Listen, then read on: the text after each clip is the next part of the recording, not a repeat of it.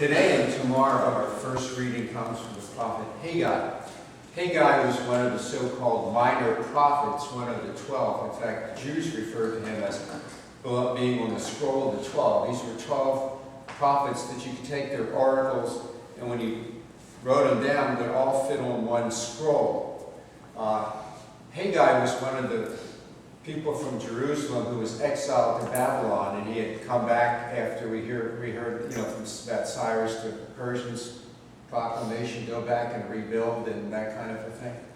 What we probably don't realize is that how much there wasn't a great outpouring of enthusiasm for doing that. And I think you and I would think, well, there should be a lot of outpouring of enthusiasm for rebuilding, but there wasn't.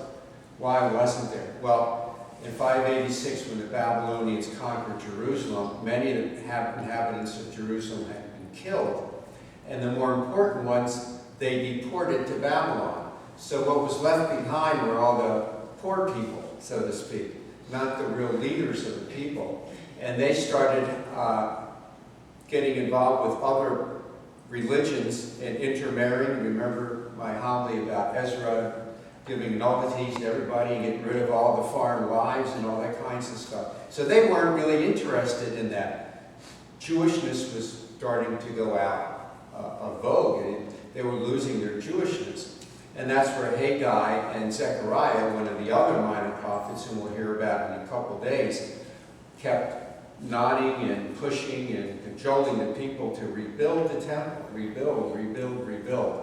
And finally, through people like Haggai and Zechariah and Ezra and Nehemiah, they finally did rebuild it. In fact, when Haggai's prophesying, it had been 18 years since they started the rebuilding of the place. They just barely had the foundations done in 18 years.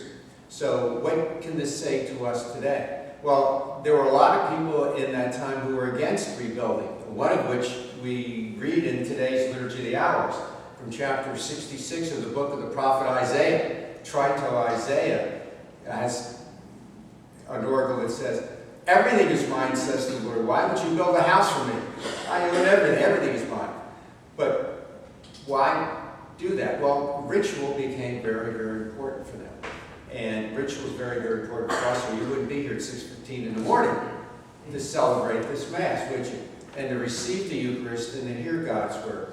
But the problem comes when there's so much emphasis put on the ritual, we forget why we're actually doing the ritual. The ritual is not an end in itself. It's a means to an end. We come here to worship God. We come here to offer ourselves with Jesus to the Father. We come to receive Jesus so that we can go out from here and live like Jesus did.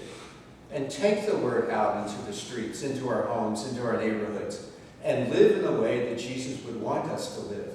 So that when all the emphasis becomes on the ritual, which eventually it did, because Jesus speaks against that, doesn't he, in the gospel, then we've lost the reason why we're here.